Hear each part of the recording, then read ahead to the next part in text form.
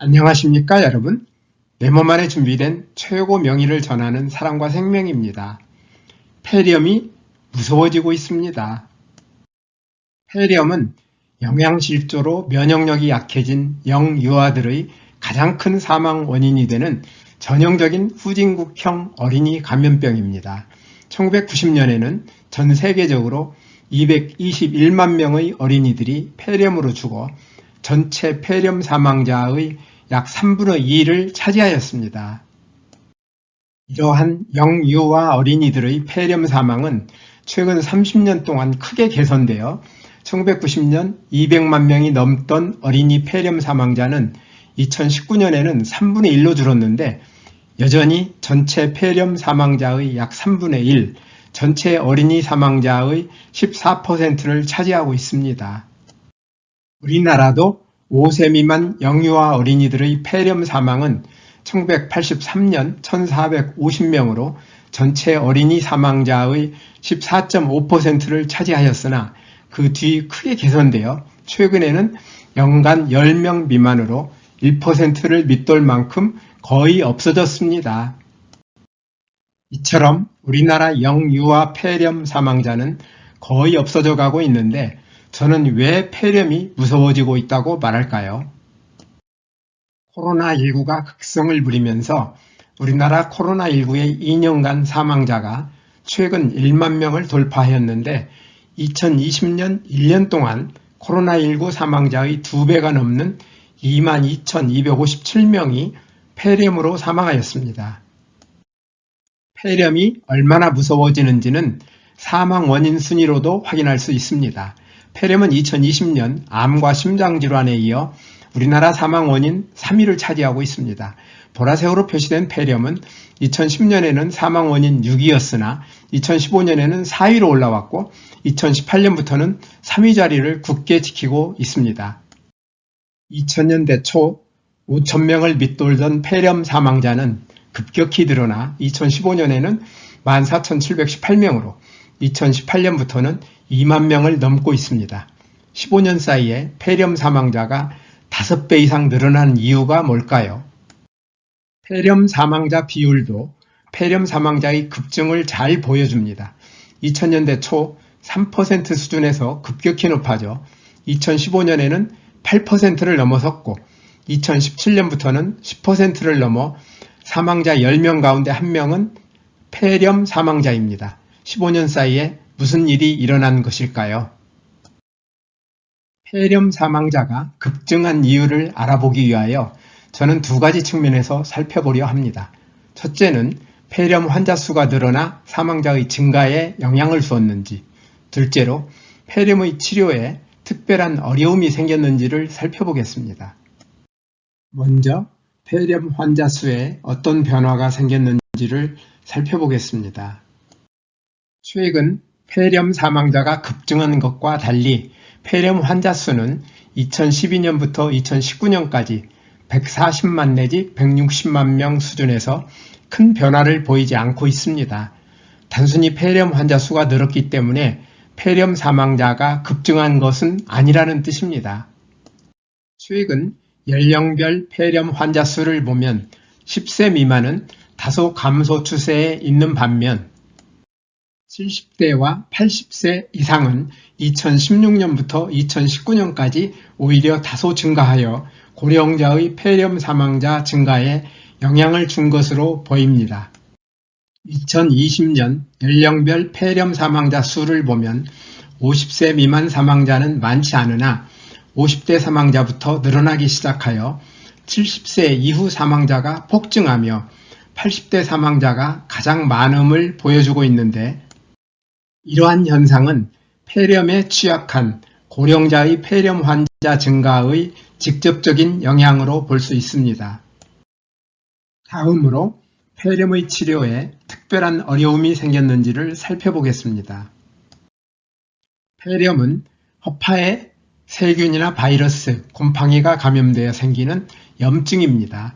허파를 구성하고 있는 수많은 허파과리는 숨 쉴 때 공기로 가득 차는데 폐렴에 걸리면 허파과리에 고름과 체액이 가득 차 숨쉬기가 고통스러워집니다.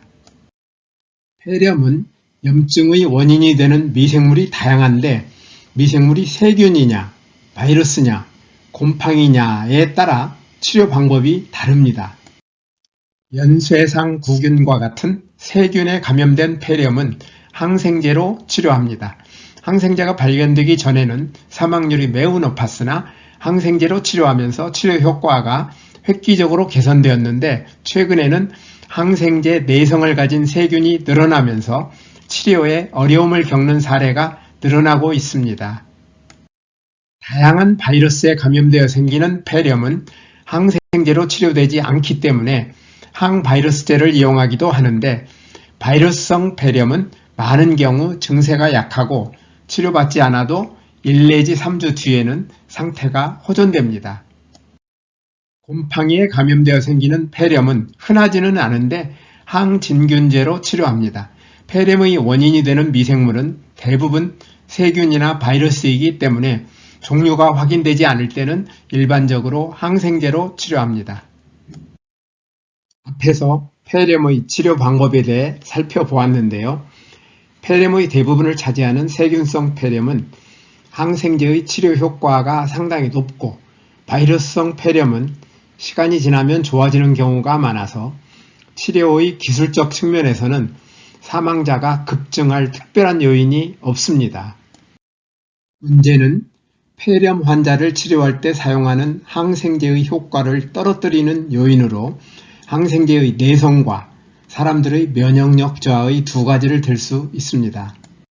항생제 내성은 세균이나 곰팡이가 자신들을 죽이도록 설계된 약물인 항생제를 이겨내는 능력을 말하는데 이러한 항생제 내성은 자연 발생적으로 생기지만 항생제의 오남용으로 급증함에 따라 항생제의 사용 범위가 점점 좁아지고 있는 것이 문제입니다. 항생제 내성을 가진 세균을 슈퍼박테리아 또는 슈퍼버그라고 부르는데 미국의 질병통제예방센터에 따르면 미국에서는 매년 280만 건 이상의 슈퍼박테리아 감염이 발생하여 3만 5천 명 이상이 사망합니다. 우리나라의 항생제 오남용은 OECD 평균보다 훨씬 높은 심각한 수준입니다. 항생제는 꼭 필요할 때 필요한 만큼만 사용하여야 다시 필요할 때 도움을 받을 수 있습니다. 면역력이 높으면 모든 감염병이나 암을 이겨낼 수 있기 때문에 강한 면역력은 폐렴으로부터 우리 몸을 지키는 데에도 중요합니다. 지금까지 폐렴이 얼마나 무서워지고 있는지에 대해 살펴보았는데요. 폐렴으로부터 소중한 우리 몸을 지키기 위해서는 우리 몸에 준비되어 있는 최고 명의가 면역세포를 통하여 일하기 좋은 환경을 만들어줌으로써 면역력을 높여 폐렴을 미리 예방하고 걸리더라도 쉽게 치유될 수 있습니다. 면역력이 약해지는 이유는 면역세포의 유전자가 켜지는 것을 방해하는 잘못된 생활습관 때문이므로 면역력을 높이기 위해서는 필요한 유전자가 켜지는 것을 방해하였던 잘못된 생활습관들을 버리고 유전자가 일하기 좋은 환경을 만들어 주어야 하는데 이것이 뉴스타트입니다. 뉴스타트의 실천을 통하여 면역세포의 유전자가 잘 켜지면 약해진 면역력이 원래의 강한 모습으로 회복될 것입니다. 뉴스타트의 8항목 가운데 첫 번째 생명식에 있어서는 다양한 과일과 채소, 곡식을 포함한 식물성 음식으로 음식 포트폴리오를 구성하여 골고루, 통째로 충분히 먹되 특정 음식을 편식하지 않는 것과 아울러 과잉 섭취할 경우 많은 문제를 일으키는 설탕을 포함하여 가공이나 정제된 나쁜 탄수화물, 포화지방과 트랜스지방, 소금과 알코올의 섭취를 줄이는 것도 반드시 실천하여야 합니다. 이와 함께 뉴스타트의 나머지 항목인 운동, 물, 햇빛, 절제, 공기, 휴식, 신뢰와 사랑을 실천하는 것도 중요합니다. 폐렴의 예방을 위하여 백신을 맞는 것도 상당한 도움이 될 수는 있지만 코로나19 백신의 예에서 보듯이 완벽한 방법은 아니므로 백신을 맞는 경우에도 면역력을 높이는 뉴스타트 활동은 반드시 함께 하여야 합니다. 오늘도 끝까지 영상을 시청해 주셔서 대단히 감사합니다. 다음에 더 좋은 영상으로 찾아뵙겠습니다.